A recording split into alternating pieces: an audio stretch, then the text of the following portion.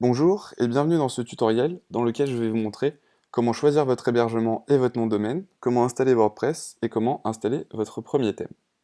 Alors pour cette vidéo, j'ai choisi l'hébergeur x2.com qui propose un hébergement à 3,99 € par mois en perso, qui est amplement suffisant pour les particuliers, les TPE ou les auto-entrepreneurs.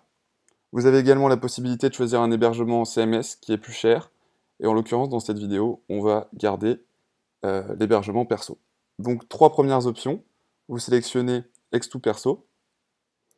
Vous avez ensuite trois nouvelles options, qui sont d'enregistrer un nouveau nom de domaine, de transférer un domaine qui vous appartenait d'un hébergeur à X2, ou d'utiliser un nom de domaine que vous aviez enregistré déjà sur X2.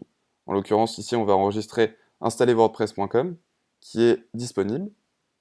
On continue. Vous avez à nouveau 5 options. Le transfert de votre site web depuis l'ancien hébergeur, la protection d'identité qui vous permet d'enregistrer votre domaine de manière anonyme, la connexion SSL qui vous permet d'avoir une adresse en HTTPS, c'est le cas de X2 par exemple, c'est ce qu'on voit dans la barre d'adresse. Ça peut être intéressant pour les sites e-commerce.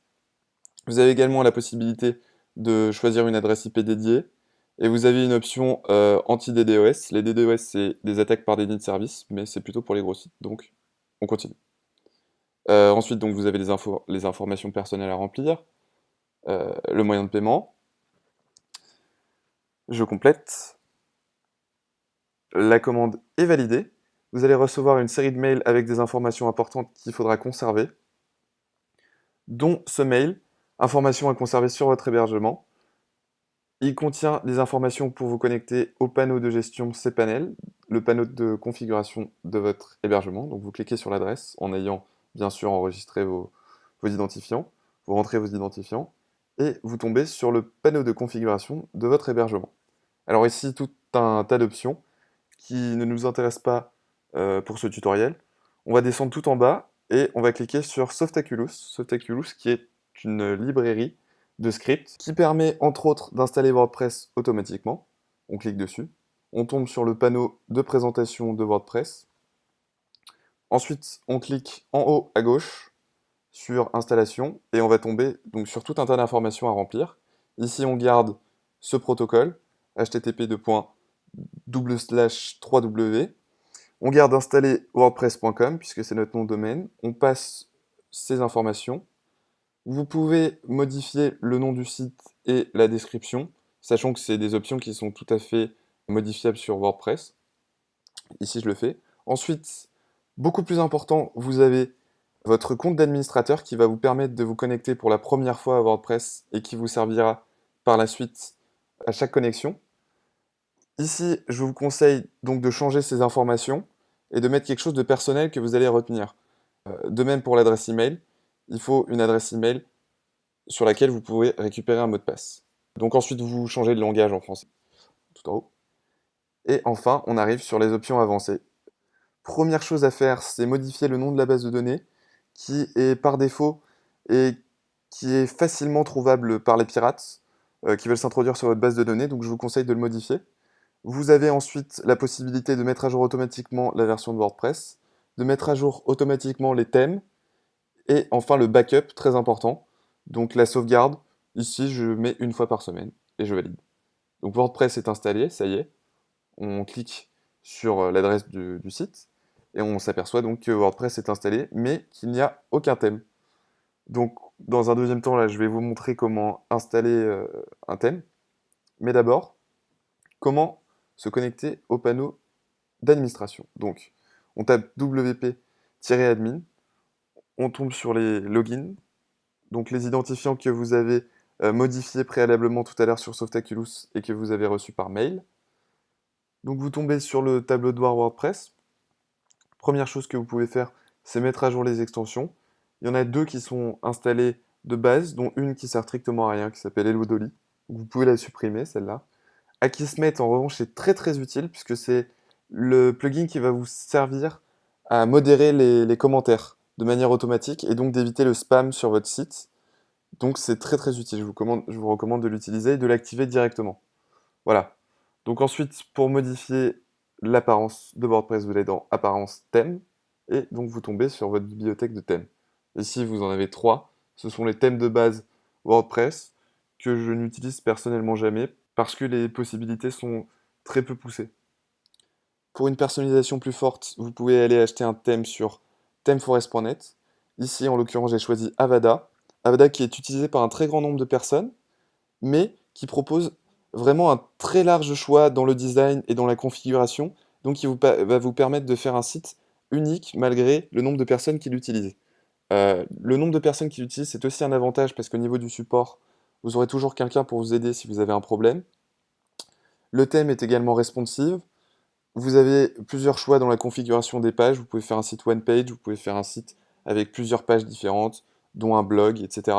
Vous pouvez également faire un site e-commerce parce que le thème est compatible avec le plugin WooCommerce, donc le plugin le plus utilisé sur WordPress pour faire du e-commerce. En somme, donc un thème très complet. Vous allez pouvoir faire des sites avec beaucoup de contenu, beaucoup de texte, ou alors au contraire, beaucoup d'images sans forcément beaucoup de texte. On va se balader un peu sur la démo pour voir les différentes possibilités.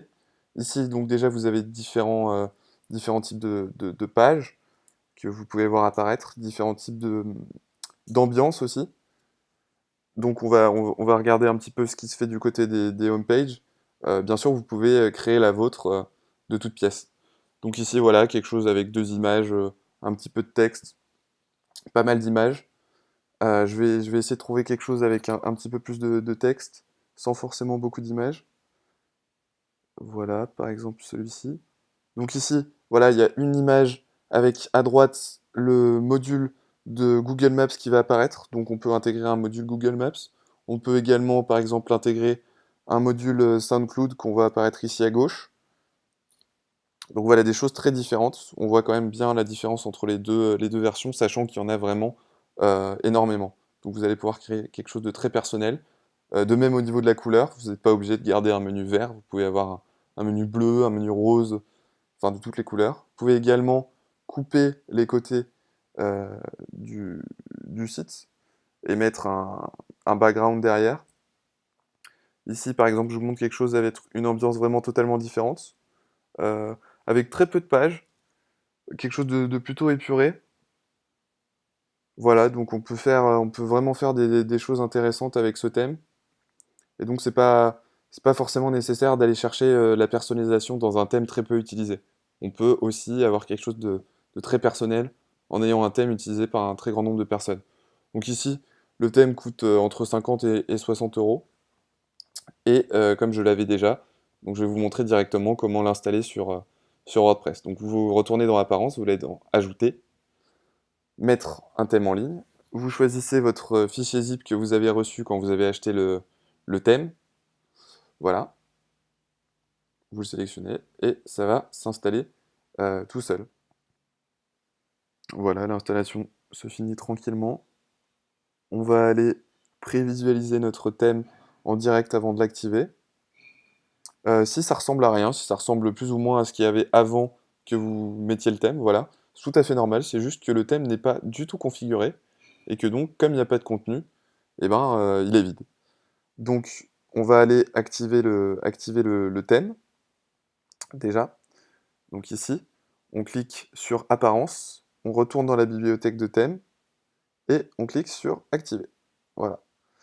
Alors ensuite, on va installer les démos, mais avant, je vais installer les plugins qui sont requis pour la démo et par le thème.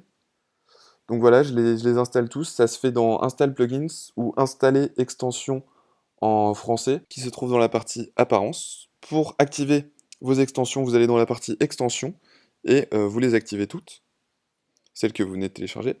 Ensuite, on va pouvoir aller voir un peu du côté de la démo. Donc vous allez dans Avada, Install démo, et vous choisissez un peu quelque chose qui vous plaît, en sachant que vous allez pouvoir vous en servir de base pour commencer votre site. Donc, par exemple, ici, je vais prendre Avada Agency. Ça peut mettre un peu de temps à s'installer selon l'hébergement que vous avez. Ça peut mettre 5-10 minutes. Et puis parfois, en fait, ça patine et ça s'est installé tout seul. Donc là, je vais aller voir si c'est le cas. Et effectivement, c'est le cas. Et donc, on voit que le site est préconfiguré. Vous avez déjà du contenu, des images, dont vous pouvez vous servir, pourquoi pas, de base pour votre propre site. Ou alors essayer de faire quelque chose de plus personnel en partant de zéro, en essayant de toucher un peu à la configuration, en modifiant les menus, les boutons, les pages. Donc beaucoup de possibilités pour ce thème. Voilà. Donc j'espère que ce tutoriel vous a plu et vous a aidé. Si vous avez des questions, n'hésitez pas à les poser en commentaire ou alors directement sur mon profil Live Mentor que vous trouverez dans la description avec les autres liens dont j'ai parlé dans cette vidéo.